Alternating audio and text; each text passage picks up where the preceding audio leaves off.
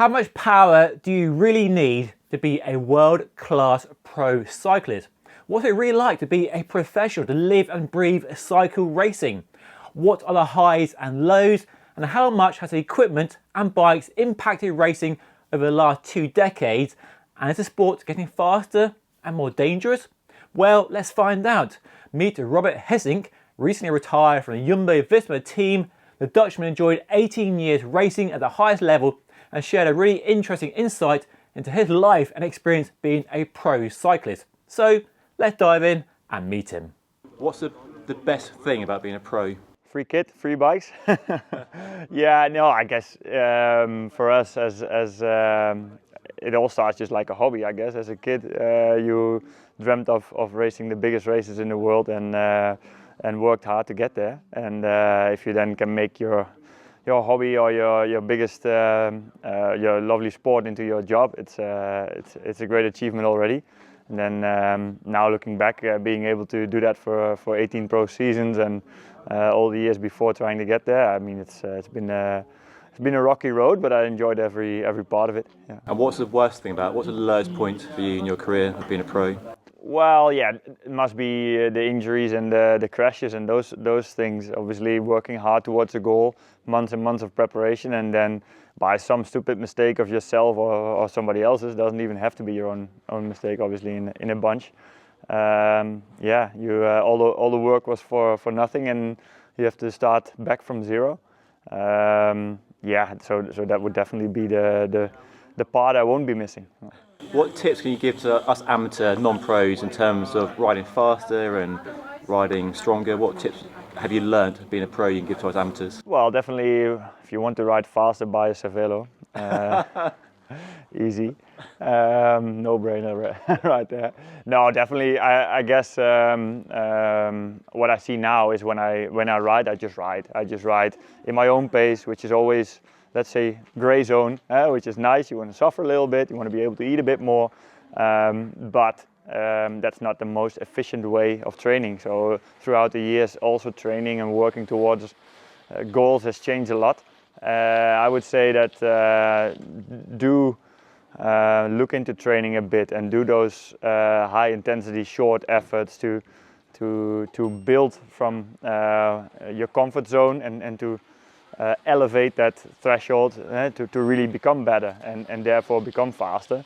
Yeah, and then obviously there's a lot to say about material. You can look into faster bike aerodynamics and all these things. For sure it will help, but also the thing you can control most is obviously building yourself and getting stronger and better. Yeah. And the bikes and equipment have changed a lot in your career. You must have started on a bike with rim brakes and mechanical gears. What's the best improvement for you as an athlete and a rider in terms of how bikes have evolved? Is it tyres, is it gearing, is it aerodynamics? Yeah, no, definitely. Well, sure, gearing as well, electronic shifting. But I must say, disc brakes also.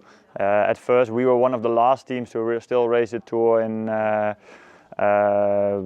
What was it? Pogacar Roglic Tour. I forgot the year already. I'm getting old, but to still race together with Ineos on rim brakes.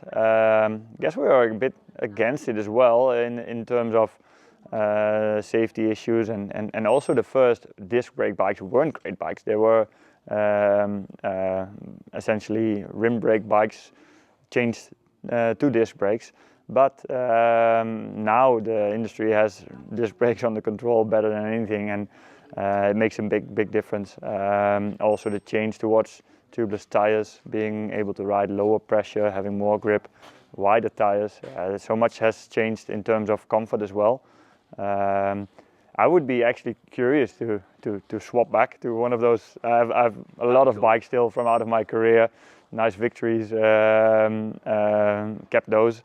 I would be curious to jump back on one of those and see how it still works and how scary it is to go towards a corner on wet roads on rim brakes and aluminum rims. Yeah. Yeah, it'd be fascinating to see you on your first bike or an older bike. Yeah. From the early days to the modern bike and see like how much faster they are or how dangerous they feel. No, definitely. Yeah, but I just said aluminum rims, but I now just recall the first carbon rims and then rim braking, and you just knew, okay, today it's wet, we should brake a little bit early just to let them dry up, you know, and then asked the mechanics if they did swap the brake pads to those the special ones, you know, for when it rains and stuff like that. Yeah, that's all worries we don't really have anymore. Obviously, yeah, tire pressure and those things change when it gets wet. But yeah, it's been a long career. Let's say the 20-year, a lot of stuff has passed, and definitely in tech, a lot of stuff has changed in terms of being more aware, power meters.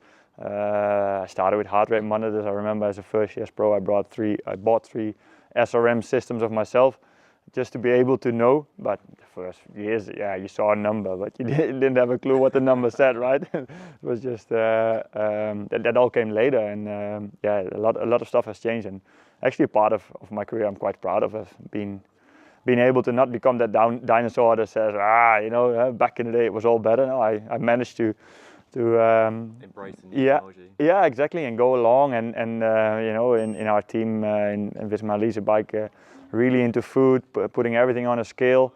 Yeah, also at first you were like, do I really have to weigh my rice? I mean, 2 scoops is 2 scoops, right? But yeah, in the end we did it, and it also really worked really well for me. Got to the perfect race weight and stuff like that. So I managed to stand the time, let's say, and still be there with young kids who probably don't even know that I also raced the top GCs in the tour back in the day. So that was fun. Yeah. Has racing, from your point of view, got faster? There's a lot of talk about how it's getting faster, UCI trying to control speeds. Do you feel like it got faster, and has it got more dangerous? And is that down to nutrition, the equipment, or just the sport has just evolved and progressed and just got better in so many ways? Yeah, definitely the sport has evolved. The sport has evolved in terms of the level of the riders going up. So let's say the average level of the whole peloton has gone up. But as well, aerodynamics of the bikes, it's insane. The difference you will notice in between a non-aerodynamic bike 20 years ago and let's say an S5 that's purely built for speed right now. Yeah, and in so many ways stuff has changed. Things have changed. I would say also riders became more professional. I remember my first years we would have a team camp. Well, the December camp was more of a team building camp still. Now December camps are full on with all the training and everything. But then, let's say the core stability session, the first session 10 guys showed up, and the second session still 5, and the third session I would be there alone with the coach. Because cycling wasn't ready to embrace all these other ideas, and cycling has become a sport that looks at other sports and learns, and so definitely the whole sport has improved, and speeds therefore have gone up, which isn't always a good thing, obviously, because crashes then also are worse. And the fact that, as we said, the disc brakes, you can brake much better, but also you can brake much later. Yeah, obviously makes the differences in speed then also bigger, and once things go bad, yeah, you might crash harder. So yeah, it's going to be the cycling is at a point where yeah, some regulations have to change, or some stuff has to be done to guarantee rider safety. That's for sure. Right, taking bigger risks than before then, because it's faster, there's more money in the sport, and disc brakes allow you to brake later. Do you think riders taking more risks with their decisions, corners and descents, or?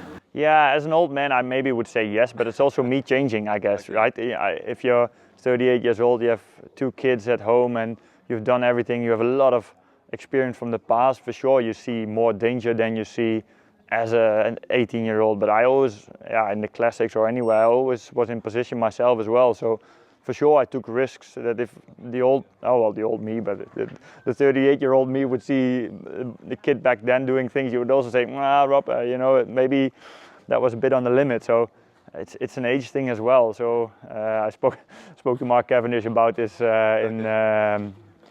must have been to the Swiss, and he was going on about young kids, this and that. But looked at him and was like, come on, we're the same age. We were exactly the same when we were just as young. So yeah, I mean, you're enthusiastic, you worked hard, and you want to achieve the maximum. No, of course you're not going to break for a guy who's twice your age.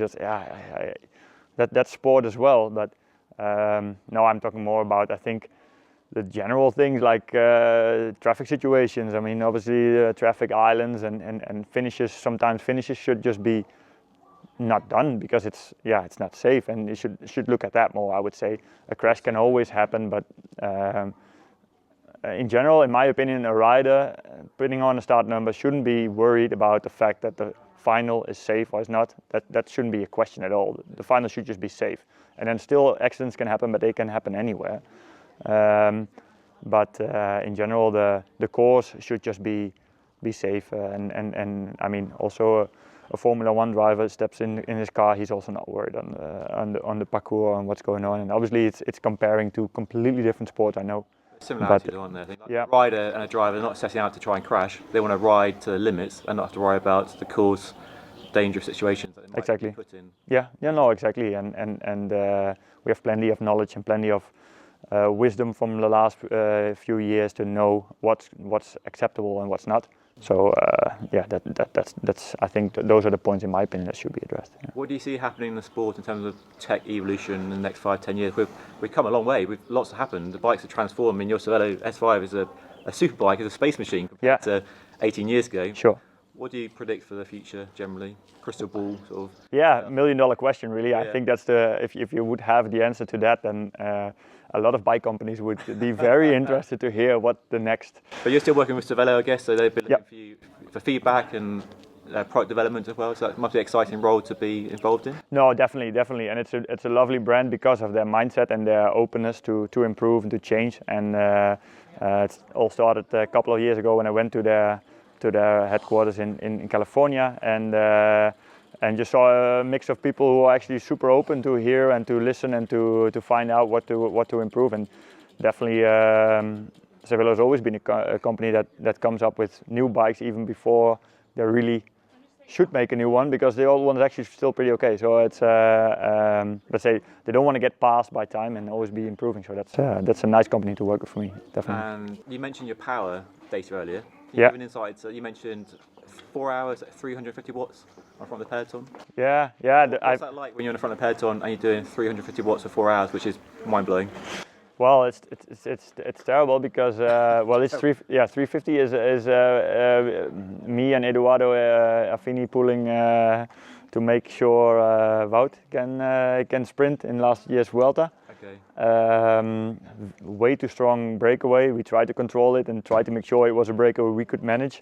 Then the breakaway got going and we said, well, we'll manage this, and then we had to. But no, it was super tough. Obviously, a lot of work has gone into getting at that level, and I was happy to be doing my role and setting Wout up for 3 victories at least in the Vuelta last year. But I don't know. It's I guess I've always been this diesel engine that can just keep going. Yeah. How do you stay focused though when you're doing that sort of power? You just switch off, or you like re-engage with the power? You're watching the power number. You just know until you get into a zone, or like that, and counting down until you can't anymore, and then sitting behind Edo's wide shoulders and hoping to catch your breath and to go again, I guess.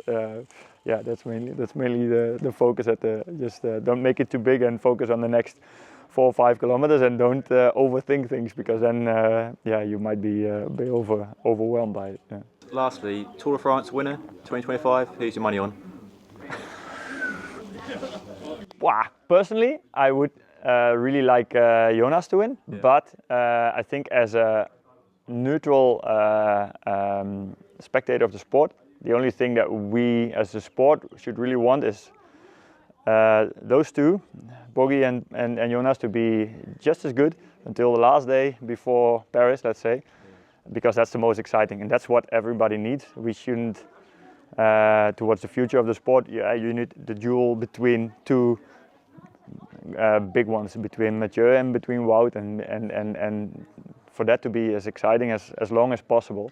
And that's what keeps people watching and keeps people excited about the sport. So hopefully they'll be at the same level. And then if I then have to pick, then I would very much like Jonas to win again, obviously. But also I think that would be good for also towards the future to keep that duel going. So let's say Jonas. Cool. Thank you. Thank you.